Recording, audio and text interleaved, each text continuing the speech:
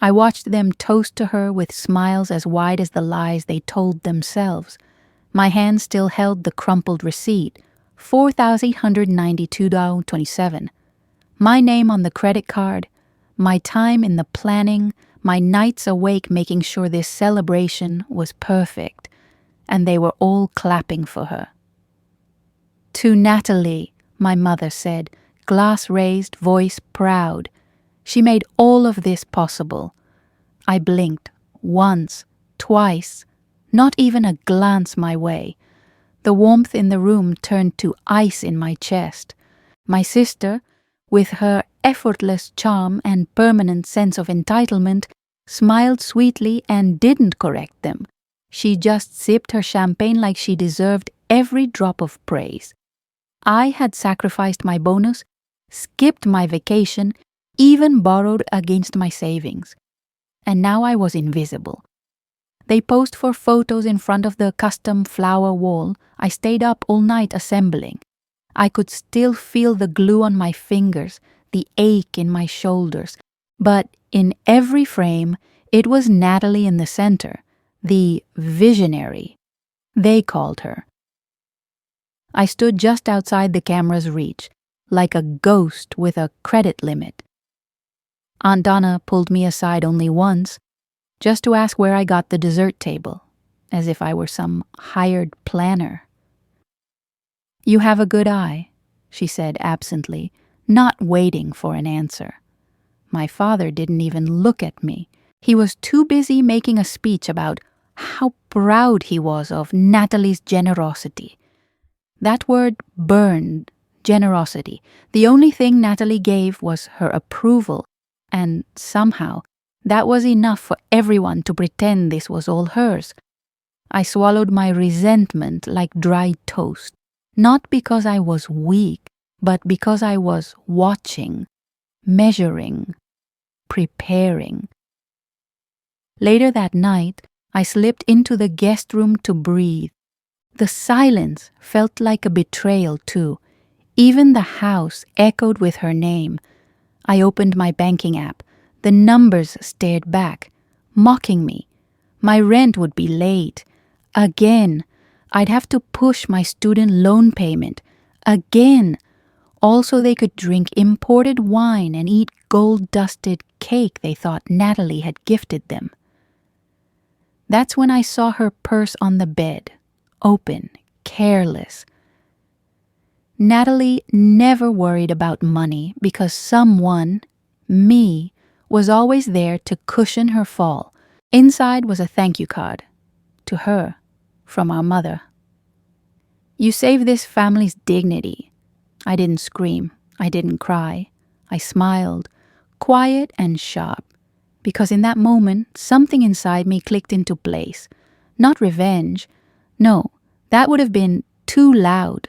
I wanted clarity, and clarity meant letting them see what they truly were, without my help hiding their cracks anymore. If this story resonates with you, please hit like and subscribe. It helps more people discover these true stories of silent power. The next morning, they were still hungover on compliments and kava. Natalie paraded around in a silk robe I bought. Mom bragged about her daughter, the one who always knew how to lead. I poured coffee in silence, listening to them plan their next family trip. "Natalie, you have to organize the Tuscany getaway. No one does it like you," someone said. I bit my tongue so hard it tasted like copper. That was the moment. I calmly reached into my bag, took out the receipt folder, and left it on the kitchen counter. Highlighted were every single charge: catering, flowers, furniture rentals, even the bathroom attendants. My name, my card, my debt. On the last page, I added a note in cursive, "Don't worry, this one's on you." Then I walked out. No speech, no storming off. I just left. I wanted the silence to ring in their ears. I didn't check my phone for hours. I went for a long walk, bought myself a coffee I couldn't afford, and sat in the park watching the wind move through strangers' hair. For the first time in months, I wasn't carrying them on my back. I wasn't the invisible helper. I was just me. When I finally turned my phone back on, the messages had already started. My mother: "What is this supposed to mean?" Natalie: "Really mature. Real classy." Uncle Tom: "You could have handled this privately." And one message that surprised me, from my cousin Riley: "I saw what you did. Thank you. Someone needed to pull the curtain." I smiled, quietly, because that's what they never understood. I didn't want credit, I wanted truth.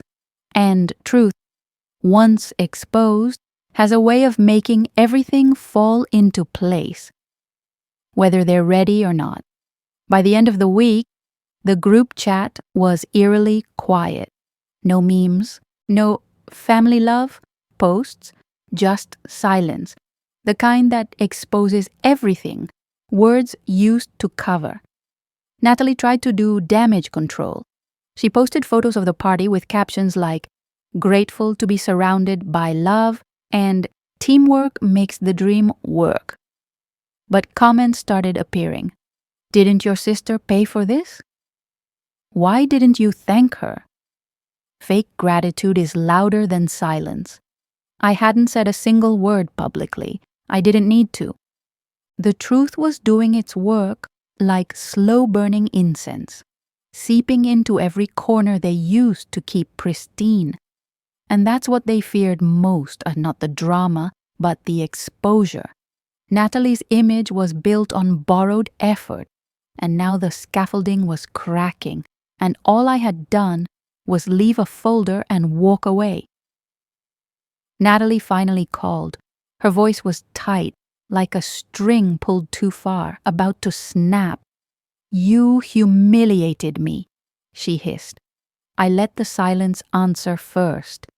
Then, "No, I just stopped hiding your lies." She sputtered something about how family should protect each other, how appearances matter, how I ruined everything. But I wasn't shaken, not anymore. I told her the truth she never wanted to hear. "The only thing I ruined was your illusion." Then I hung up. No yelling, no drama, just a quiet click. That night, I opened my laptop and started working on something I'd postponed for too long. A business plan, my business. No more draining myself to fund their fantasies. No more applause for people who never clapped for me. It wasn't revenge I craved. It was rebirth. The invitations stopped coming, birthdays, brunches, even Mom's weekly guilt-laced dinners. At first, the silence was sharp, like cold air on a fresh wound. But it didn't cut as deep as I feared. In fact, it healed. I started sleeping better, waking up without dread. I no longer calculated my worth based on how useful I was to them. I wasn't their fixer anymore. I was simply free. Meanwhile, whispers started surfacing from family friends. "Is it true Natalie didn't pay for the party? I thought your daughter was the organized one." My mother's version of control had always been appear perfect no matter the cost. But now the cracks were public, and perfection couldn't be faked, not without me. And that's when it hit me. They didn't miss me. They missed what I did for them, and now I was doing it for myself. Weeks later, I got an envelope in the mail, no return address. Inside, a handwritten note from my mother, shaky cursive on expensive paper. "We're a family. This distance hurts us all. Maybe it's time to move past this." I stared at it, unmoved, not because I didn't care, but because I finally did, about myself. There was no apology, no acknowledgement of what they'd done, just an invitation to pretend again. I folded the note and placed it in a drawer, not to keep it, just to remind myself later why I walked away. Healing, I learned, isn't always loud or dramatic. Sometimes it's choosing not to return the call, choosing silence over cycles, choosing peace over proximity. That was the revenge they never expected, me thriving, quietly, without needing to be seen. One afternoon, Riley called again, the only cousin who'd seen through the performance. I told my mom what really happened, she said. She didn't believe me, but she started asking questions. That's how it begins, the unraveling, not with explosions, but with quiet doubt planted in just the right places. I didn't need to defend myself anymore. The truth had roots. Riley invited me to her graduation next month. Only if you want to, she added. I did, not out of spite, but because she saw me, and being seen by someone genuine is worth more than 100 fake tributes. When I hung up, I looked around my tiny apartment, still modest, still mine, but now it held space for something new, not their expectations, not their praise, just my own voice, and for the first time in years, it was enough. It happened on a random Tuesday. I got tagged in a photo. A friend of a friend had reposted one of my new event designs. This is stunning. Who did this? Someone commented. And there it was, my name, in bold, in public, without being attached to anyone else. My work, my credit, my identity. I'd started freelancing quietly after that night, repurposing the skills I'd once used to make my sister look good. Word spread. Clients came in, slowly, then all at once. And each time I got paid. Each time someone said, "Thank you," a wound stitched itself shut. Natalie hadn't contacted me again, but I knew she was watching. People like her always do. But that didn't matter anymore. I wasn't creating to prove myself. I was creating to be myself. And the world, not my family, finally had to see me. Months later, I passed by my parents' house, by accident or maybe curiosity. It looked smaller than I remembered. Or maybe I just felt larger now, stronger. I didn't go in. I didn't need to. I wasn't that girl anymore, the one who begged to be seen, who financed her family's facade just to feel useful. That version of me lived in that house, not out here. Out here, I had clients, purpose, peace. I had my own schedule, my own rules. And I didn't owe anyone an explanation for the silence I'd chosen. They say revenge is best served cold. But mine was warm, like coffee in the morning, invoices paid on time, and deep sleep without guilt. I had found something better than applause. I had found freedom. Then came the wedding. Not mine, of course. Natalie's. A grand affair, naturally. I wasn't invited. But people talk. And someone sent me a video. There she was, radiant, walking down an aisle paid for by her new husband's family. The same smile, the same script. But the comments, different now. Didn't her sister used to plan these things? Thought she was the real talent. Natalie's shine had dulled, and I hadn't lifted a finger. That's the thing about false crowns. They slip when the hands holding them disappear. I didn't smile watching it. I didn't cry either. I just felt calm. Because I knew she was living in a world built on borrowed light, and I had finally learned to shine on my own, quietly, authentically, permanently.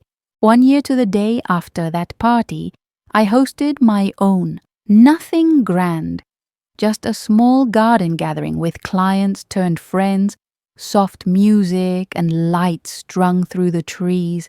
I didn't need praise. I didn't need anyone to say, "Look what she did." I just needed to feel it, in the laughter, the ease, the truth of it all. At one point, someone asked, "Where did you learn to do this?" I smiled. "Experience," I said. That night, I opened a message from Riley. They know now, they just can't admit it. I didn't reply, I didn't need to, because the loudest impact I'd ever made was in walking away. I wasn't the planner anymore. I was the architect of my own peace. And they were still chasing applause in rooms I no longer needed to enter. Thank you for watching until the end. If you've ever lived through something similar, share your story in the comments. And don't forget to subscribe, because sometimes the loudest impact is made in silence.